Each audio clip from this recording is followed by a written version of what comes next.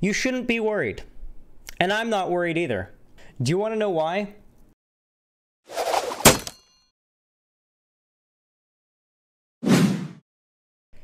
All right, we all hate Elon Musk. We all do. We hate him. He's a piece of shit. He's got way more money than any of us will ever touch in our lives, despite the fact that there are millions of people, way more than millions of people actually, all around the world who can barely even guarantee that they won't go to bed hungry. It really is kind of depressing to think about somebody like Elon Musk, who has so much wealth and is such an asshole, and who somehow manages to avoid karma at like every single turn, you know? Anyway, nightmare scenario incoming, everybody. Nightmare, he's in your walls. Elon Musk, now largest Twitter shareholder, prompting calls to reinstate Trump's account. Now, this basically covers what was already old news, which was, Elon Musk just bought a 73.5 was it? Yeah, 9.2% stake in Twitter is what he bought. Now, that does make him the largest shareholder of Twitter, but it does not mean that he owns Twitter, not in its entirety. He doesn't even own a tenth of it. However, we're not going to be covering the old news. That was from Monday.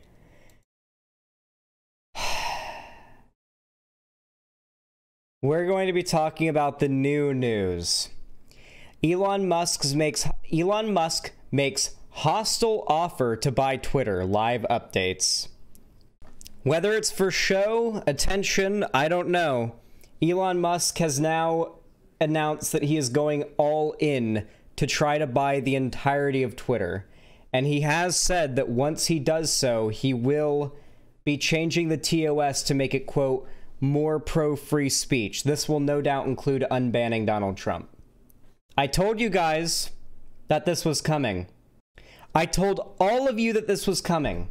I told you that 2016 was coming back. Hell, it is going to go back so much so to the point that Donald Trump is going to get unbanned from Twitter. Some of your favorite Nazi and far-right white nationalist figures, Nick Fuentes, he's coming back to Twitter.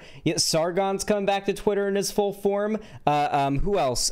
Richard Spencer would be able to come back to Twitter in his full form. You think Elon Musk isn't going to unban these people? You think Elon Musk? I don't know. Nah, Fuentes won't come back? No, he would. No, he would. I've told you for a while now, it's coming back to the extent of their Twitter accounts getting resurrected. This is wild. My ability to predict the future just astonishes me, frankly.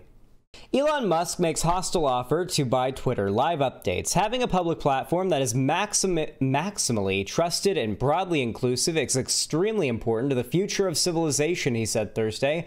I don't care about the economics at all. Or so he claims. Elon Musk, the world's richest man, has launched a hostile bid to take over Twitter, a move that could have broad implications for a social network where world leaders, lawmakers, celebrities, and more than 217 million other users conduct daily public discourse.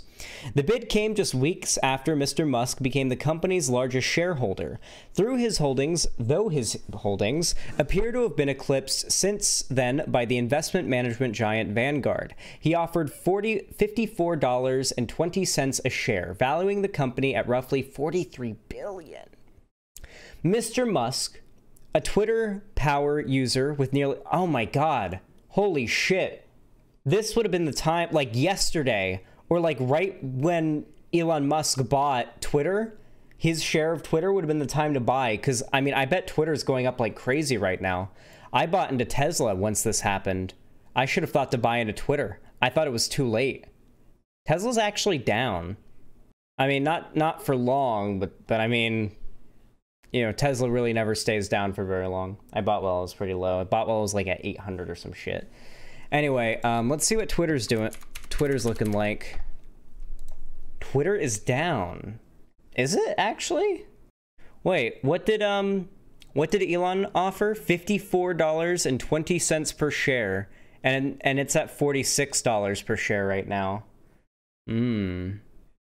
What's it look like over the week though? When did this news come out specifically? When was this live update? 4 hours ago? So that was today, and today is the 14th. So we're looking for 4 hours ago on the 14th. It hasn't topped out at 54 before. Oh, maybe it has. It's gotten to 50 before. Oh, Twitter used to be valued at $71 back in the day. Twitter's highest in 5 years was $77. Roughly. This is once you start zooming out this much, the lack of detail on the point, like it's probably not the exact. Damn. I mean, Twitter's actually like so in a dip right now. I should probably buy a little bit of Twitter, but I think Tesla's probably a better investment for now. Tesla moves more than Twitter does. I don't know. Yeah, like Elon Musk is offering to buy for a higher value per share than like consumer, like investors would, like consumer level investors would be paying. Obviously a consumer level investor would not buy a company through Robinhood, but you know, Elon Musk's, or sorry, Mr. Musk, a Twitter power user with nearly 82 million followers, has long argued for the need for unfettered public speech. He has repeatedly criticized Twitter for moderating its platform too restrictively, and he previously floated the notion of radically shifting the power in social networking to users and away from behemoth companies. I invested in Twitter as I believe in its potential to be the platform for free speech around the globe, Mr. Musk said in a letter sent to Brett Taylor, the chair of Twitter's board, on Wednesday. I believe free speech is a societal imperative for a functioning democracy. God, we're going right back there. We're going right back there. Is this not just the marketplace of ideas again? So for those of you guys that don't remember, back in 2016, there were some figures that were getting very, very popular because of the way that they could present themselves. And I'm sure some of these figures are going to look very familiar today. And I think this is where we're going to transition from the Elon Musk thing and into how this supports the narrative that I have been sort of promoting for a while now, that we are backsliding into another age of reactionary dogma online. Let's see. Cat wants my room? Yeah, I know. All right. You guys ready for this, chat? We're going to talk about Richard Spencer. All right? We're going to talk about white nationalism. And we're going to talk about Richard Spencer. And we're going to talk about the year 2015. Okay? Richard Spencer, as many of us know him today, is this guy. Coming back here like a fucking 100 times. I am so mad. I am so fucking mad at these people. They don't do this to fucking me. We're gonna fucking ritualistically humiliate them. I am coming back here every fucking weekend if I have to. Like, this is never over. I win. They fucking lose. That's how the world fucking works. Little fucking c***s. They get ruled by people like me. Little fucking octoroons. My ancestors fucking enslaved those pieces of fucking shit. We're gonna win. I rule the fucking world. Those pieces of shit get ruled by people like me. They look up and see a face like mine looking down at them. That's how the fucking world works. We are gonna destroy this fucking town. Now, the response from the alt-right to this video was to immediately call Richard Spencer a Fed and to accuse him of being an informant for the government, somebody paid by the government who is made to look the alt-right, make the alt-right look bad. You know, it goes to show that whenever somebody on the alt-right makes them look bad, they say that they're a Fed. But when someone on the left makes the left look bad, we all say, God damn it, the online left has a problem with these people. We need to improve. That should be like demonstrative of the difference there, you know? Like, we actually own up to when there's insane people that engage in bad behavior on our side of things, but they'll just say that it was Fed, oh, government informant. Yeah. And tankies do it as well, because tankies and Nazis are the same thing. Anyway, with that said, most of you probably know Richard Spencer as this guy, the crazy neo-Nazi Charlottesville guy.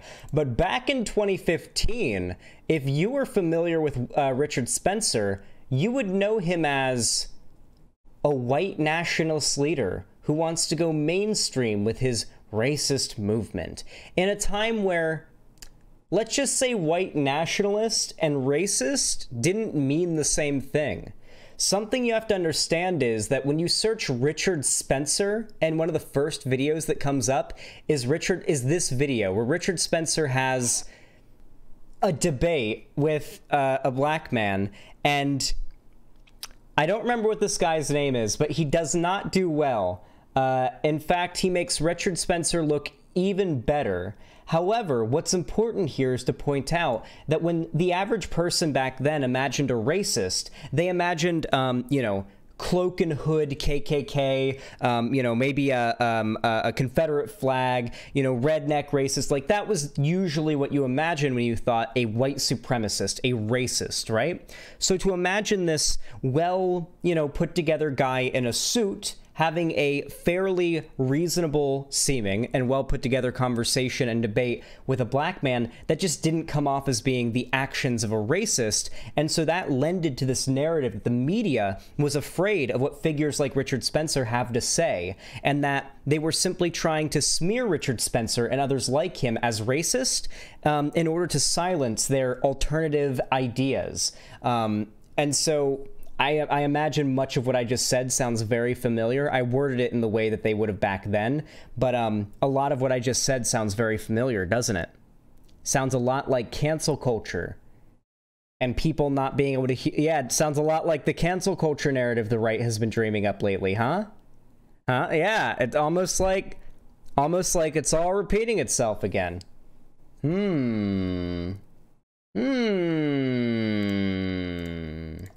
Must be nothing.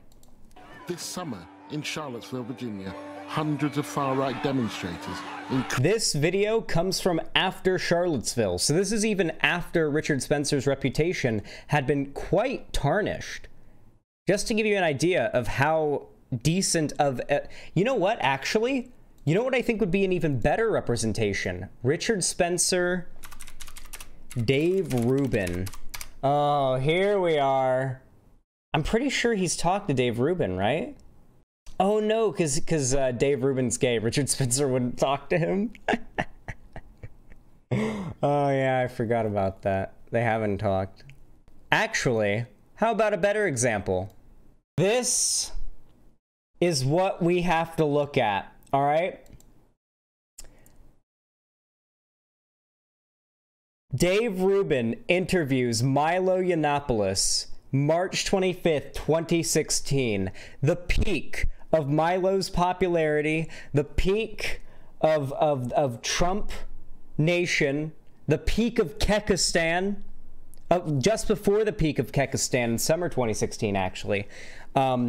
This year was the 2019. Like, you know how 2019 was the best year for BreadTube? Or I guess you could say 2020 was. 2020 was the best year for BreadTube. 2019 was like the second best. This was the 2020 for the online right. All right.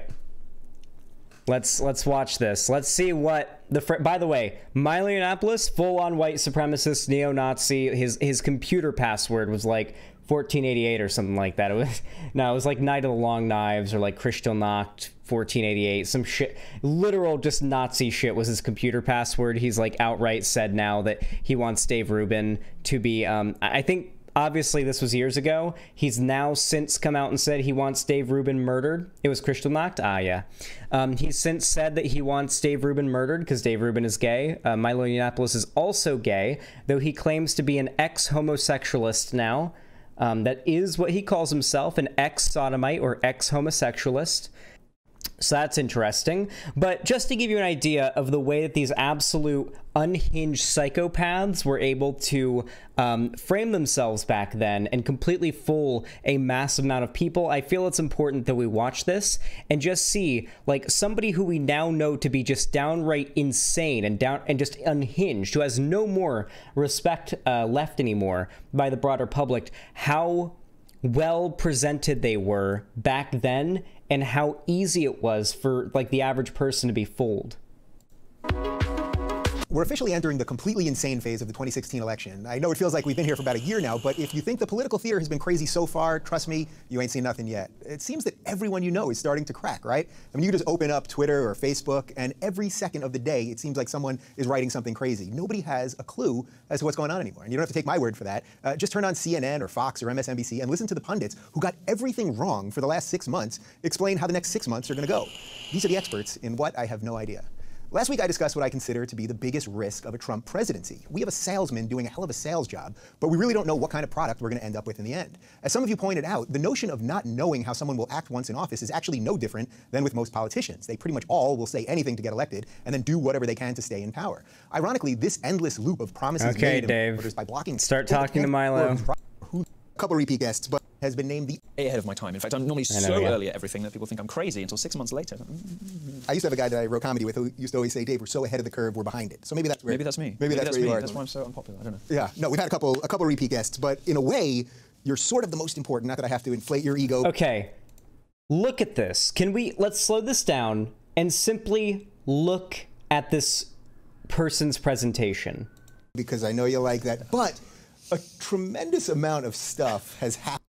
If you, back in 2016, were a Zoomer or a progressive, a liberal who was socially progressive but was against the SJWs or whatever, this guy made the right look so good. The idea that a well-put-together conservative gay man could be against the SJWs really just kind of flipped the internet upside down back then. And it really just was presentation. This guy's an absolute vile piece of shit. Full-on Nazi, full-on white supremacist, believes the Jews control the world, wants them to be killed, all that shit, right? And yet, he gained a massive amounts of popularity, was platformed by some of the largest pundits in this scene, and was given an entire career to indoctrinate people through, essentially through nothing but the ability to come off as well-reasoned in the marketplace of ideas, as Dave Rubin likes to so often say. So it worries me when we see Elon Musk saying things like, I invested in Twitter as I believe in its potential to be the platform for free speech around the globe. Mr. Musk said in the letter sent to Brett Taylor, the chair of Twitter's board on Wednesday, I believe free speech is a social imperative for a functioning democracy.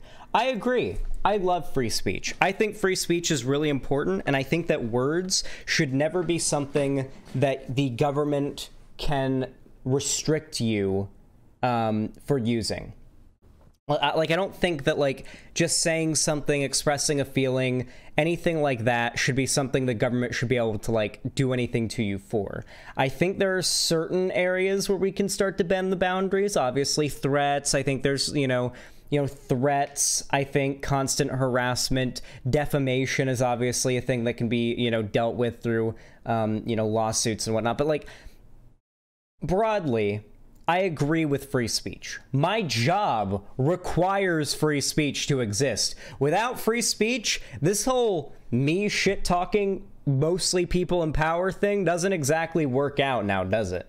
So, big fan of free speech. My problem is that I've never met a conservative, and Elon Musk is a conservative. I've never met a conservative who could actually give me a definition of free speech that they would want applied onto the world that would not be catastrophic for the existence of said free speech. Wasn't Milo pro Gamergate? Milo was one of the most popular figures that pushed forward Gamergate, yes. As I was saying, though, have you guys ever heard of the paradox of tolerance? The idea is that if you create a society that is tolerant of everything, the main foundational principle of this society is tolerance. No matter what somebody believes or does or says or whatever, you tolerate it, you turn the other cheek, you let them do their own thing, you do you, right?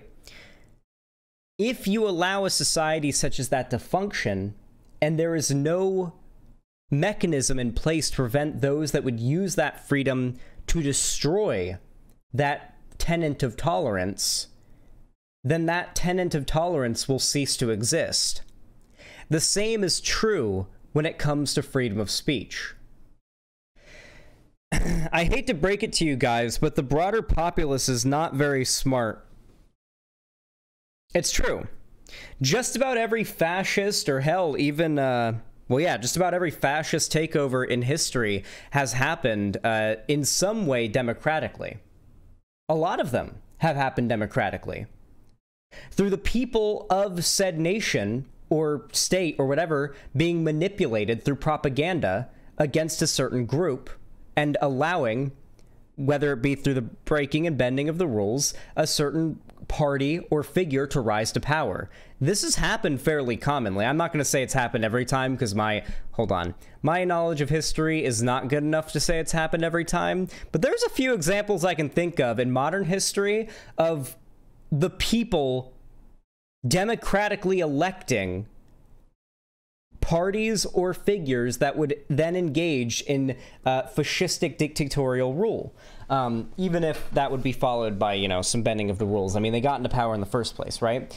And it seems as though there is always a worry that the broader populace, yeah, Hitler was elected after all, there is always the worry that the broader populace could fall victim to the propaganda of fascism. Fascism isn't a thing of the past. It's not a thing that goes away. It is a morphed and disgusting, mutilated, deceitful, illogical, twisted version and a mixture of other ideologies. It takes, you know, the obviously basic reactionary dogma and the basic disgust response against certain social minorities that conservatism has, but also incorporates things like, obviously, like, sometimes the narrative will incorporate, like, very left economic ideas, very populist left economic ideas. That's where the Nazgul thing comes from. Nazguls tend to take that a few steps further, but basic fascist ideology does tend to, at least in its messaging, tends to evoke populist left-wing economic stances tied in conjunction with right-wing or reactionary social policies, usually throwing blame for economic ruin or economic problems on a marginalized group, such as the Jews. This is very common, okay? And my worry, and what the worry of anybody who doesn't want, like, fascism to happen should be, is that we don't exist in a world in which somebody who is, and we know is actively lying and basically being a supervillain, using their money and power to spread misinformation to demonstrably harm the world. There might be a case to make that maybe private companies ought not to have to make sure everybody has complete freedom of speech on their platform.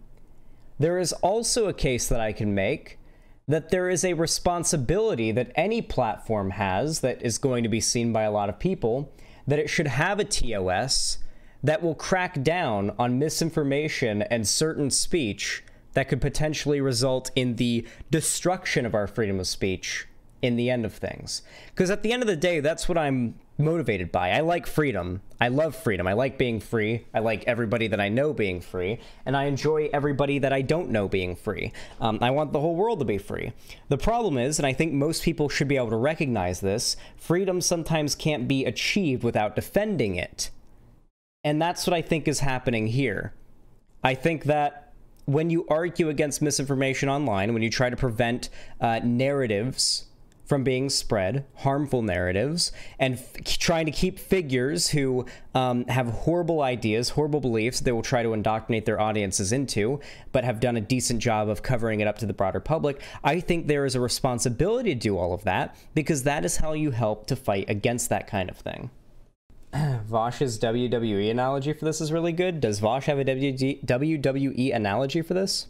Lying has always been legal. I don't think it's so much lying as, like, let's talk about a decent example of what I'm talking about here. Alex Jones. Alex Jones has recently lost a plurality of court cases because the engagement that he did was illegal. He wasn't following the law. He wasn't engaging in freedom of speech. He wasn't doing First Amendment freedom of speech. He was engaging in stuff that is not covered by the First Amendment, which was just slander and libel. Or libel's in print, so it was slander, I think. It was slander, right? Slander? Yeah. Alex Jones, following the Sandy Hook shooting, went onto a show and alleged that the Sandy Hook shooting wasn't real and that everybody involved were crisis actors, including the parents of the dead children who were killed in the school shooting. Thus, though Alex Jones didn't tell his audience to do this, the natural reaction of his audience was to then go send death threats and harassment to the parents of the dead children and, of course, to the surviving children, because a lot of the surviving children of the Sandy Hook shooting got tons of harassment from conservatives, like literally like 13 and 14-year-olds who had survived a school shooting were getting harassed by Alex Jones fans in their 40s, 30s, and 50s, accusing them of being deep state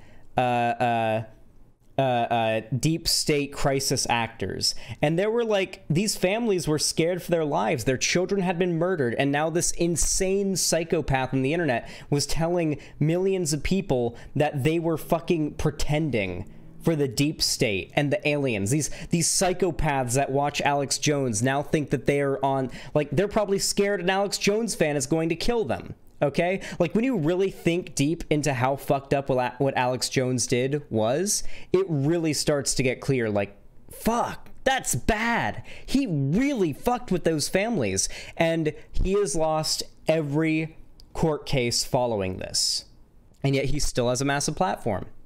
And yet people still, in large amounts, respect him and view his content. InfoWars is still a massive media empire. And it's not going anywhere anytime soon. My point is that nobody is immune to propaganda.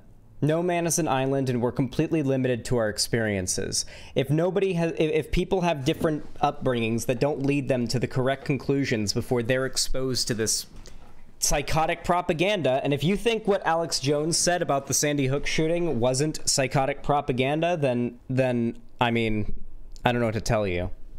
There are people that will say things like, well, if you think that only stupid people are influenced by watching YouTubers and listening to political pundits, only stupid, crazy people would ever do anything like that, that is stupid. That is fucking stupid. That is not how political radicalization works, okay?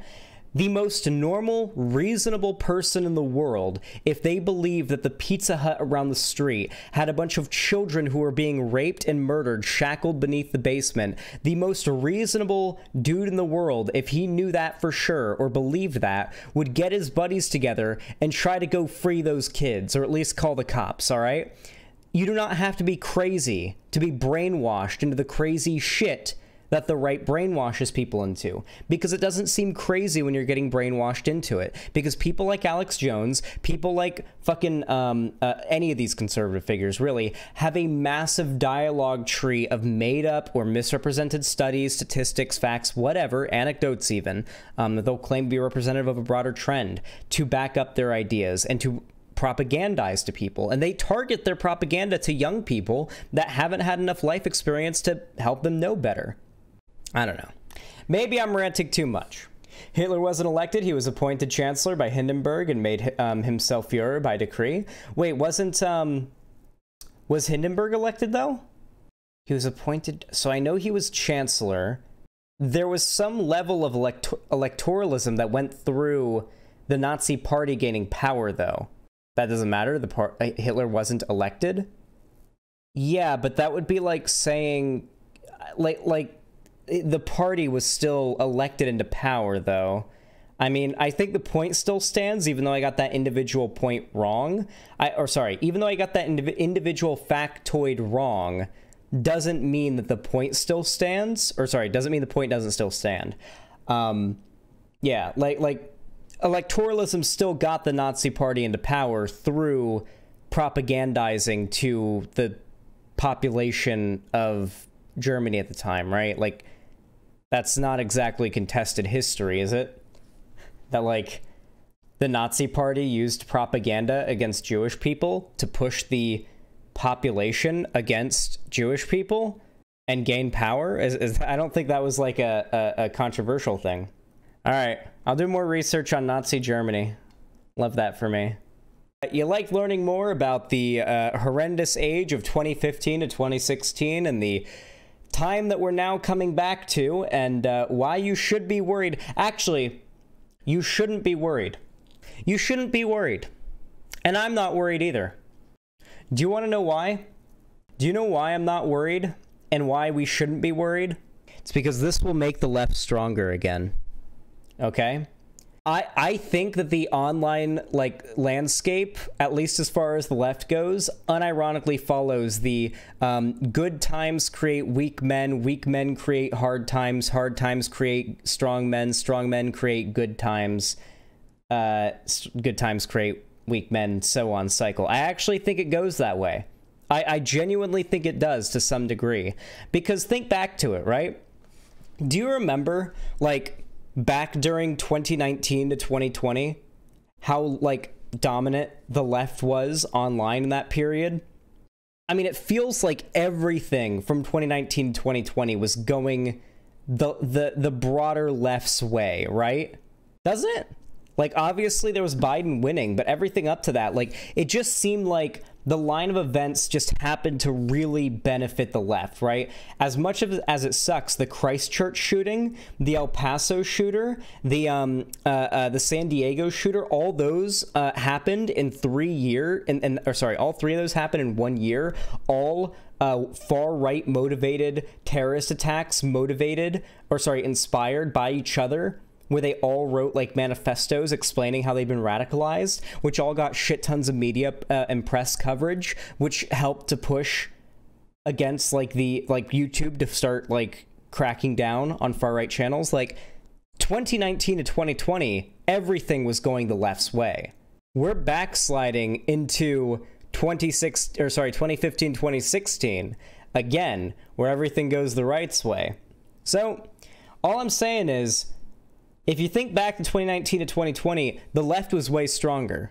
And the left has only gotten weaker since Biden got elected. I mean the online left. I mean like the figures, like seriously. Even ContraPoints is posting cringe. Even ContraPoints went back essentially on her canceling video and engaged in the same behavior that she had once been praised for condemning back in 2020. Do you remember December 2020 when she dropped the canceling video? Now it's 2 years later. 2 years later. And she's going back on all of it on Twitter. And engaging in the same type of behavior. Sweaty, you need to be quiet and listen to what other marginalized people say. No, Vosh, I didn't read the leaked DMs that the entire conversation is being made about. So I actually have none of the vital information about this, but I'm going to condemn you and block you anyway. And then she blocked Vosh, yeah. ContraPoint's Twitter account got hacked. She's still based. Her next video is going to be based. Her next video... Okay, chat. What if we wake up tomorrow, ContraPoint's new video is out, and it's simply called... Vosh. Oh no. Oh, what if it's called Debate Bros? What if she puts out her next video and it's called Debate Bros? I hope it is. That would actually be, for me, the best possible timeline. Don't make me think about it. Oh god, I already joked about this the night the bridge burned. Oh god, I'll go full Joker. I will literally put on full Joker makeup and wig and everything on stream if that happens. If ContraPoints makes a Debate Bro video, I will fucking do it in full Joker regalia.